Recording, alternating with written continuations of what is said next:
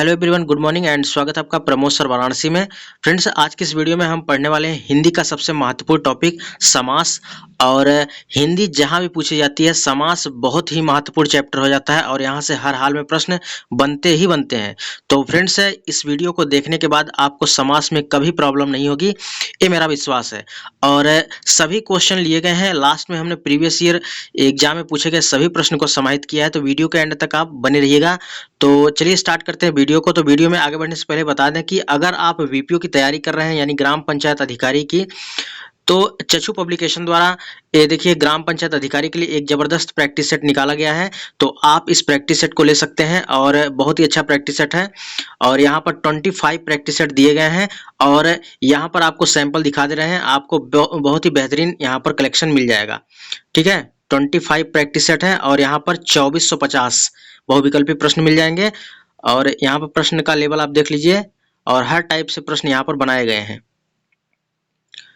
तो इसे आप वीडियो का डिस्क्रिप्शन बॉक्स में इसका लिंक दिया गया है, आप वहां से परचेज कर सकते हैं या ऑफलाइन भी परचेज कर सकते हैं। ठीक है, तो चलिए स्टार्ट करते हैं वीडियो को। तो यहाँ पर हम आज पढ़ने वाले हैं समास, और समास में सबसे महत्वपूर्ण टॉपिक बिल्कुल टॉपिक वाइज कवर करेंगे। तो चलिए स्टार्ट करते हैं वीडियो को। सबसे पहले यहाँ पर पढ़ेंगे समास क्या है और यहाँ पर इसके भेद कितने हैं। देखिए, समास का शाब्दिक अर्थ क्या होता है? समास का शाब्दिक अर्थ संक्षिप्त करना होता है। क्या होता है? संक्षिप्त करना। दो शब्दों के मेल को समास कहते हैं। क्या कहते हैं? दो शब्दों के मेल को समास कहते हैं। और सामसिक पद को तोड़ना ही समास विग्रह कहलाता है। सामसिक पद को तोड़ना ही विग्रह कहलाता है। और यहाँ पर देखिए पूछा गया प्रश्न है, इसलिए इसको हमने स्टार लगा दिया है। तो यह प्रश्न आपको किसी न किसी प्रैक्टिस सेट में जरूर मिल जाएगा। चलिए आगे बात करते हैं। समास के कुल कितने भेद हैं? समास के कुल 6 भेद हैं। सबसे पहला है अव्ययीभाव समास, दूसरा है तत्पुरुष समास, तीसरा है कर्मधारय समास, चौथा है द्विगु समास और द्वंद्व समास, फिर लास्ट है बहुब्रीहि समास। तो एक एक करके पढ़ते हैं और यहाँ से आपको कोई दिक्कत नहीं होगा, बस इस वीडियो को आप एंड तक देख लीजिएगा। फिर चाहे जो प्रैक्टिस सेट उठा के देख लीजिए, चाहे प्रीवियस ईयर कोई भी प्रश्न, सभी प्रश्न आपसे बन जाएंगे। तो चलिए स्टार्ट करते हैं। सबसे पहला है अव्ययीभाव समास। तो इस समास का पहला पद उपसर्ग होता है या अव्यय होता है तथा एक शब्द का 2 बार प्रयोग हो तो उसे हम अव्ययीभाव समास कहते हैं। बस आपका अव्ययीभाव समास खत्म, इससे बाहर कुछ आ ही नहीं सकता है। तो इस समास का पहला पद उपसर्ग होगा।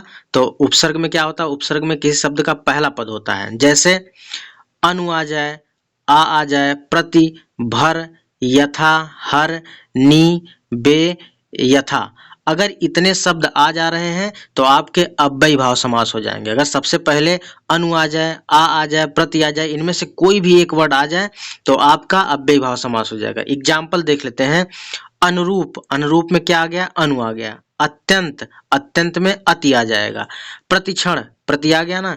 यथाशक्ति, यथाशक्ति में यथा आ गया। आजीवन, ये सभी एग्जाम्पल केवल आप रट लीजिएगा, कहीं से प्रैक्टिस मत करिए, बस एग्जाम्पल आप रट लीजिए जो हम करवा रहे हैं। आजीवन, रातों रात, साफ साफ, यानी हमने बोला था ना जब एक ही शब्द 2 बार प्रयोग हो तो उसे हम क्या कहेंगे? अव्ययीभाव समास कहेंगे। हर रोज, भर पेट, निधड़क, सरासर, ये आपके अव्ययीभाव समास हो जाएंगे। एक एक क्वेश्चन रट लीजिएगा यहाँ पर, जो हमने एग्जाम्पल लिखा है इससे बाहर आपको कहीं भी किसी भी प्रैक्टिस सेट में नहीं मिलेगा। ठीक है, सभी प्रश्न पूछे गए हैं। चलिए अगला है तत्पुरुष समास। इसमें उत्तर पद यानी दूसरा पद प्रधान होता है। यह समास पूर्णतः परसर्ग पर आधारित होता है। इसमें कर्ता और संबोधन कारक को छोड़ दिया जाता है। तो एक प्रश्न यहाँ से बन जाता है कि उस समास का नाम बताइए जिसमें कर्ता और संबोधन कारक छोड़ दिया जाता है। यानी कारक के कुल 8 भेद होते हैं, लेकिन 2 भेद इनमें नहीं ऐड किए जाते हैं। कौन से? कर्ता और संबोधन। ठीक है, चलिए अब यहाँ पे एग्जाम्पल आपको क्या याद रखना है कि रसोई घर यानी रसोई के लिए घर, रसोई घर यानी रसोई के लिए घर। कर्ता ने कर्म को करण से, तो कर्ता वाला यूज नहीं होता है, कर्म से, करण से। ठीक है, कर्ता ने कर्म को करण से संप्रदान के लिए, तो रसोई के लिए घर।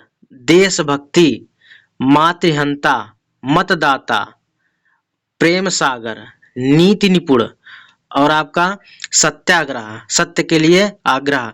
नेत्रहीन, नेत्र से हीन, पुत्र शोक, पुत्र का शोक, परीक्षा केंद्र, परीक्षा के लिए केंद्र, स्वर्ग प्राप्त, दही बड़ा, मुंह तोड़, पर्णकुटी, गौशाला यानी गायों के लिए जो शाला होती है उसी को बोला राजकुमार।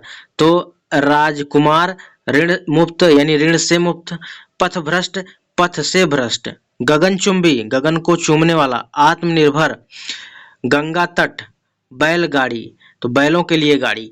इतना एग्जाम्पल आप याद रख लीजिए और इसको 2-3 बार पढ़ लीजिएगा, इससे बाहर आपको कहीं नहीं मिलेगा। तत्पुरुष समास आपका कंप्लीट। ठीक है, आगे है कर्मधारय समास। कर्मधारय समास, इस समास में पहला पद विशेषण होता है और दूसरा पद विशेष से होता है। ट्रिक क्या है, इसमें है जो शब्द आए या के समान आए तो आपका कर्मधारय समास हो जाता है, यानी पहला पद विशेषण रहेगा और दूसरा पद विशेष से। विशेषण और विशेष हमने पढ़ा दिया है।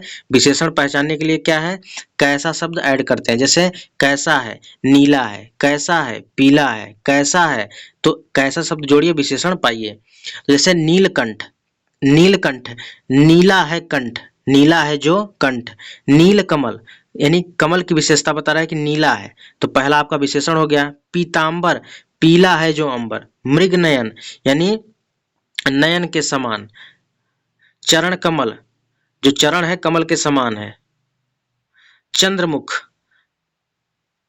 और यहाँ पर ये सभी क्या एग्जाम्पल हो जाते हैं, कर्मधारय समास के। और नोट यहाँ पर हमने लिखा है, नोट हमने यहाँ पर लिखा है, इसको देख लीजिए। पीतांबर और घनश्याम एक कर्मधारय और बहुब्रीहि समास दोनों में आते हैं, लेकिन जब कर्मधारय देगा तो बहुब्रीहि नहीं देगा ऑप्शन में, और जब बहुब्रीहि देगा तो कर्मधारय नहीं देगा।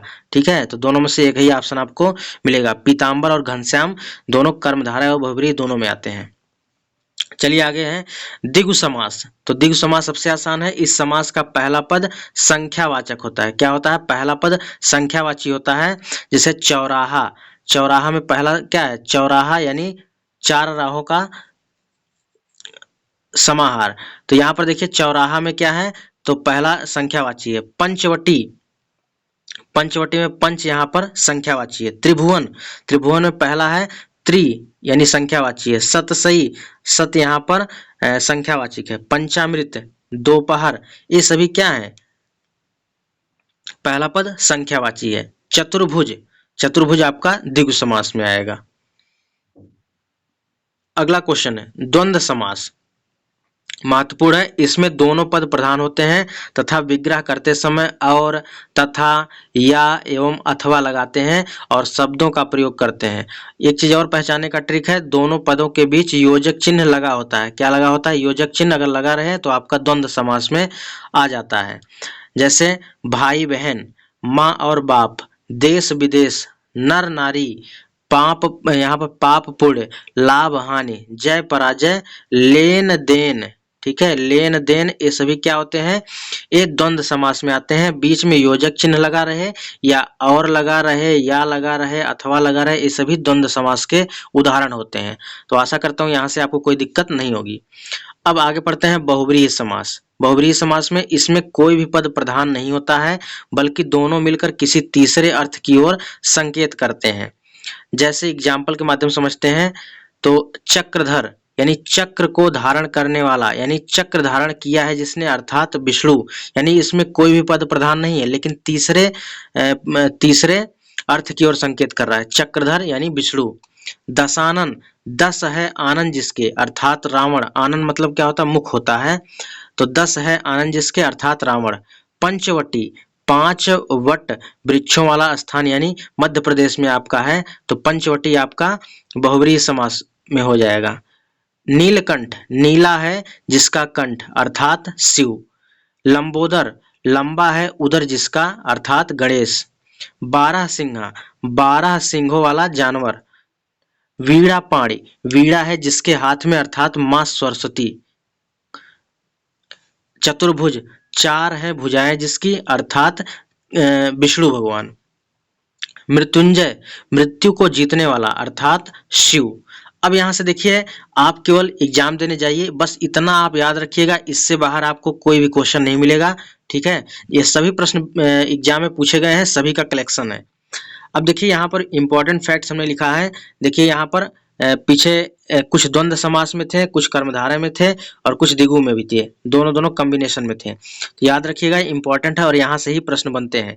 पीताम्बर और घनश्याम कर्मधारय समास और बहुब्रीहि समास दोनों में आते हैं, तो इनमें से कोई एक ही ऑप्शन में आपको मिलेगा, या तो कर्मधारय या तो बहुब्रीहि समास। नीलांबर कर्मधारय समास में आता है। यहाँ पर अंबर की विशेषता बता रहा है कि नीला है। चतुर्भुज और पंचवटी बहुब्रीहि समास और द्विगु समास दोनों में आते हैं। अब ऑप्शन जिस अनुसार दिया रहेगा, अगर ऑप्शन में बहुब्रीहि दिया तो बहुब्रीहि को लगाना होगा, अगर द्विगु दिया रहेगा तो द्विगु को लगाना रहेगा।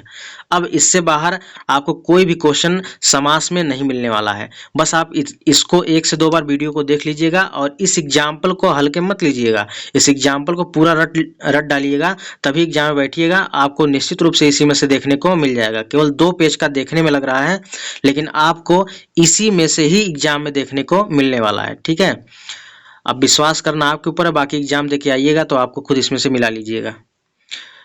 चलिए, पहला क्वेश्चन है जो प्रीवियस ईयर में पूछे गए प्रश्न है, यहाँ पे देख लेते हैं। समास के पदों को अलग करने को क्या कहते हैं? सबसे ऊपर हमने बताया था विग्रह कहते हैं। क्या कहते हैं? विग्रह। विच्छेद पर टिक मत करके आइएगा। विच्छेद किसे कहते हैं? संधि को जब यहाँ पर अलग करते हैं उसे विच्छेद कहते हैं, संधि विच्छेद। लेकिन जब समास के पदों को अलग करते हैं तो उसे हम विग्रह कहते हैं। Right answer option number C. अगला है अनुरूप में कौन सा समास है? तो हमने बताया था कि सबसे पहले अगर उपसर्ग आ जाए आपका अव्ययी भाव समास हो जाएगा। Right answer option number D. अगला है प्रत्यंग। प्रत्यंग किस समास का उदाहरण है? तो यह प्रत्यंग में प्रति उपसर्ग हो जाएगा, तो आपका अव्ययी भाव समास राइट आंसर हो जाएगा। आमरण। आमरण में कौन सा समास हो जाएगा? मरण आपका पूरा शब्द है और आ आपका उपसर्ग है, यहाँ पर अव्ययी भाव समास हो जाएगा। चलिए आगे चलते हैं। यथाशक्ति, हमने बोला था यथाशक्ति, तो यथा आपका क्या है? अब यहाँ पर उपसर्ग है, तो यहाँ पर अव्ययी भाव समास हो जाएगा। Right answer option number D. देखिए सभी प्रश्न पूछे गए हैं एग्जाम में और हमने यहाँ पर जो सबसे पहले पढ़ा दिया है, बस उपसर्ग को आप और ट्रिक को दिमाग में रखिएगा, आपका कोई भी क्वेश्चन गलत नहीं होगा। चलिए आगे है भीष्म पितामह। भीष्म पितामह ने आजीवन शादी करने का प्रण लिया। ठीक है, भीष्म पितामह ने आजीवन शादी ना करने का प्रण लिया, तो यहाँ पर आजीवन में क्या हो जाएगा? आजीवन में अव्ययी भाव समास हो जाएगा, क्योंकि जीवन मूल शब्द है, आ यहाँ पर उपसर्ग हो जाएगा। अगला प्रश्न है यथासंभव में कौन सा समास है? यथासंभव में अव्ययी भाव समास है, क्योंकि संभव आपका मूल शब्द है, यथा यहाँ पर उपसर्ग हो जाएगा। चलिए अगला प्रश्न है जिस समास का पूर्व पद यानी पहला पद प्रधान हो उसे क्या कहते हैं? अव्ययी भाव समास कहते हैं। देख रहे हैं सभी प्रश्न जो है, जो पीछे हमने थ्योरी और कॉन्सेप्ट पढ़ा दिया उससे बाहर एक भी प्रश्न आपको नहीं मिलने वाला है।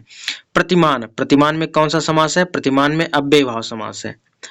अगला प्रश्न है रातों रात। रातों रात शब्द में कौन सा समास है? अव्ययी भाव समास है। क्या है? अव्ययी भाव समास है। सरासर में कौन सा समास है? सरासर में अव्ययी भाव समास है। अगला प्रश्न है धीरे धीरे। तो यहाँ पर जब एक ही शब्द की पुनरावृत्ति हो जाए तो उसे हम क्या कहते हैं? अव्ययी भाव समास कहते हैं। तो धीरे धीरे में अव्ययी भाव समास हो जाएगा। राइट आंसर हो जाएगा ऑप्शन नंबर बी। अगला प्रश्न है कि भरपेट में कौन सा समास है? तो भर आपका पहले उपसर्ग आ गया तो अव्ययी भाव समास हो जाएगा। देखिए सभी प्रश्न पूछे गए हैं। अगला क्वेश्चन है कौन सा कथन, यहाँ पर लास्ट प्रश्न है, कौन सा कथन पूरी तरह तत्पुरुष समास से संबंधित है? तो तत्पुरुष समास में इसमें प्रायः उत्तर पद प्रधान होता है। बिल्कुल सही है, तो राइट आंसर हो जाएगा ऑप्शन नंबर सी। तत्पुरुष समास में क्या होता है? उत्तर पद प्रधान होता है। तो फ्रेंड्स यहाँ से हमने समास के सभी कॉन्सेप्ट और ट्रिक को देख लिया है और प्रीवियस क्वेश्चन भी हमने पढ़ लिया है। तो यहाँ से आपके एक भी क्वेश्चन बाहर नहीं जाएंगे और बस इसको 1 से 2 बार वीडियो को जरूर देख लीजिएगा। बाकी जो हमने एग्जाम्पल यहाँ पर मेंशन किया है, इस एग्जाम्पल को पूरा रट के जाइएगा। ठीक है, रट के जाइएगा, इससे बाहर आपको एक भी क्वेश्चन नहीं मिलने वाला। जो एग्जाम्पल यहाँ पे हमने लिखा है बस इसी में से आपको देखने को मिलने वाला है। 100% गारंटी है। ठीक है, 100% गारंटी है। जो यहाँ से पढ़ के जाएगा उसका 2 क्वेश्चन पक्का सही होगा। ठीक है, बस आज के वीडियो में इतना ही। अगर वीडियो अच्छी लगी है तो वीडियो को लाइक करिए और अपने दोस्तों में जरूर शेयर करिए। यहाँ पर बिल्कुल टॉपिक वाइज हिंदी कवर करवाई जा रही है, तो आप लोग बिल्कुल सीरियस रहिए पढ़ाई को लेकर और आपको डेली एक वीडियो मिल रही है हिंदी की। ठीक है, तो फ्रेंड्स मिलते हैं नेक्स्ट वीडियो में, तब तक के लिए जय हिंद।